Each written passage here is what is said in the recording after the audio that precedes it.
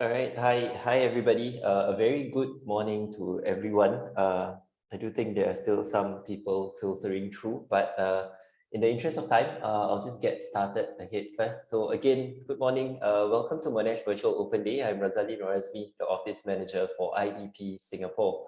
Now today we've got a series of presentation and panel discussion as well for us to learn a bit more about Monash University and what it's like to study in Monash.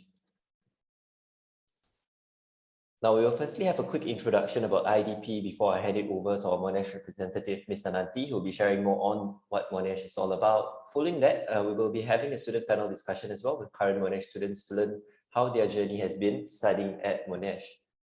Lastly, we invite all of you to join in the specific breakout rooms based on your study interest and learn a little more about each faculty. Now, we have 10 faculty in attendance today, so make sure you join the breakout room in there to learn a bit more. Now, before I get into the introduction and start the event proper, just a few housekeeping points I like to go through. Now, throughout the session, do try to keep yourself mute and you can switch off your cameras as well during the presentation and the panel discussion. We will be having a Q&A at the end of each session, so please feel free to leave your questions in the chat function throughout the session. Now, after the panel discussion, do join the breakout room to speak and listen to the faculty members. We do also have our counselors who will be with us throughout the entire session as well. And if you have any questions about your study aspirations or even technical questions about how to go on applying to Monash University, do join the IDP breakout rooms at the end of it, and they will be able to assist you throughout the way. Now, just a bit more technical information for those who have to join the breakout room at the end of the session. For those actually using your laptop, you can see at the bottom of your screen, there will be a breakout room. You won't be able to see it now because we've not opened it yet. Once you click on it, you'll be able to see all the different faculties and click on the one that you wish to join and you'll be into the room in no time at all. For those who are using their mobile, on the other hand, the icon will always be found at the top left-hand screen of your mobile phone. And then similarly, once you click on it, you'll be able to see all the different breakout rooms. Click on the breakout room that you would like to join, and lastly, click at the join button at the bottom as well. So it's a 3-step process, but similarly, you'll still get to your breakout room at the end as well. Now, let me just get ahead and do a bit of presentation about IDP and an introduction about IDP. Now, IDP is a global leader in international education services. Now, we help our students study in English-speaking countries. Our success comes from connecting students with the right course in the right institution and the right country. We've been operating for over 50 years, creating a huge network of over 100 offices in over 30 countries. In Singapore itself, we've been around for more than 30 years. Now, IDP is also co-owned and founded by universities, and as such is the official representative of over 700 institutions. IDP is also a proud co-owner of IELTS, the world's most popular English language and operator of 9 English language teaching campuses in Southeast Asia. Now, IDP, we are also at the forefront of technical innovation, and with that, we are actually quite proud and happy to share our IDP Live app. Now, this IDP Live app provides you everything you need to prepare for your overseas education journey. You'll be able to search for courses for over 650 institutions. You can track your university applications as well as speak to our counselors or connect directly with our counselors. So do download the app to get started on your overseas education journey. Now, a big part of IDP is actually collaborating and working very closely with our institution partners. And with that, I actually would like to hand over my time to our representative, Ms. Ananti, who will be sharing a bit more about Monash University. Ananti? Thanks, Razali. Let me just bring out my PowerPoint.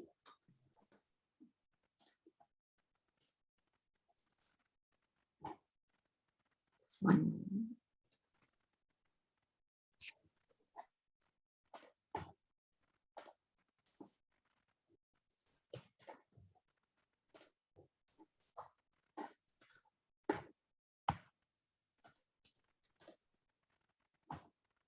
Okay, thanks everyone. If y'all could see my screen, just a little bit of technical error.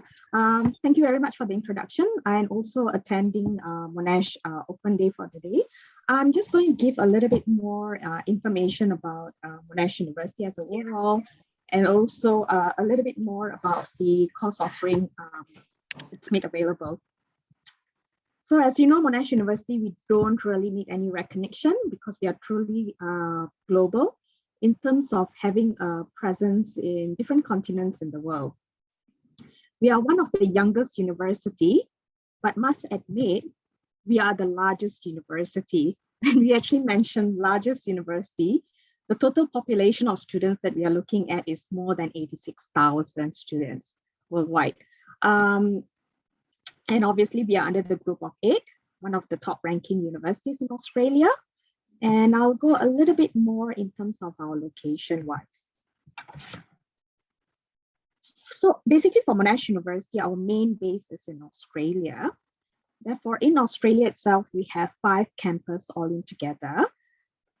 The one that's very close, right heart in the CBD it's a home to our law, international business and Monash College. We have our new Monash College campus in Docklands, which is pretty much one of the impressive building that we have made of, to accommodate thousands of our students. And also moving forward, which is approximately about 3 kilometers away from CBD. It's actually our home for those who are interested to pursue pharmacy and pharmaceutical science. The campus that we are looking at is actually Parkville. We have dedicated one campus purely for students who are interested in pharmacy and pharmaceutical science. It's a very strategic place because that's where you have a lot of comprehensive neighboring in terms of major hospitals, as well as CSL Limited and many more. And from the city, approximately about 20 minutes train ride from the city, it's where we actually have our Caulfield campus. Caulfield campus is actually one of my favorite campus because you will have the train, the tram, as well as the bus literally stop right in front of the campus. So in terms of transportation, it's very well connected. We do have a lot of cafes, bars, and restaurants on campus for students, as well as it's also a very, for those students who are interested to do media and communication business, this is where you might want to look into. This particular campus, we have approximately close to about 19,000 students. And between Caulfield and Clayton, which is our main campus, we do have free inter-campus shuttle for our students. I guess this is the one that every student would like to go to, which is our Clayton campus. So Clayton is our largest campus. Like you can see, the one that highlighted in red, it's a home to 38,000 students and close to about 8,000 academic students.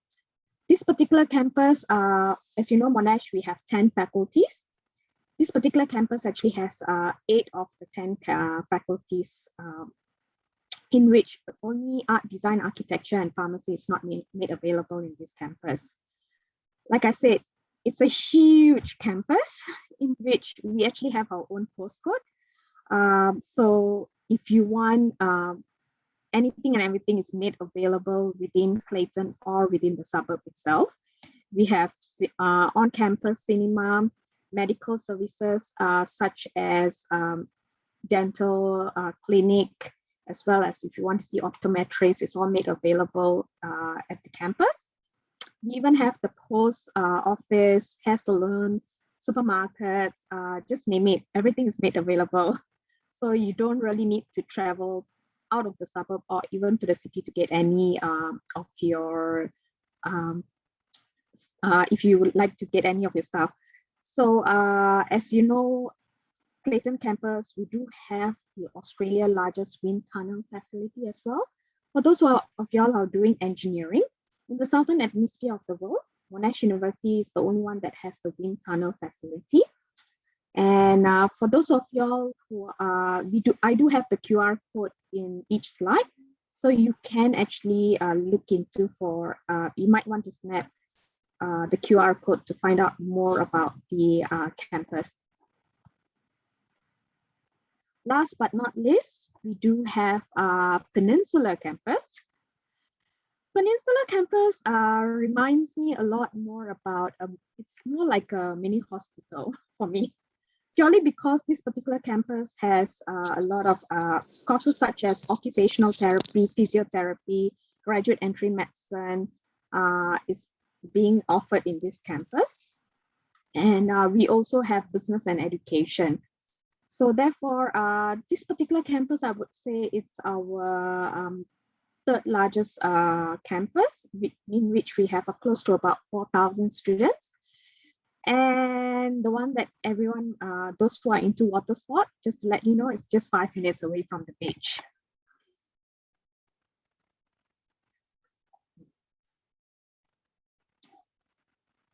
And just to give you a little bit more about Melbourne.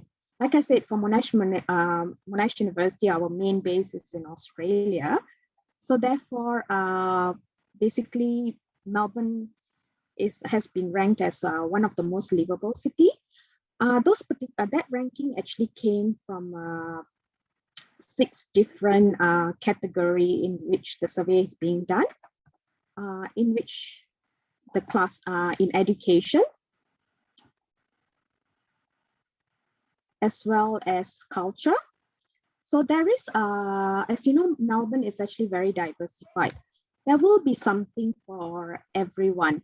You know, if you go to Melbourne, it's actually very well known for cafes, you know, coffee and such.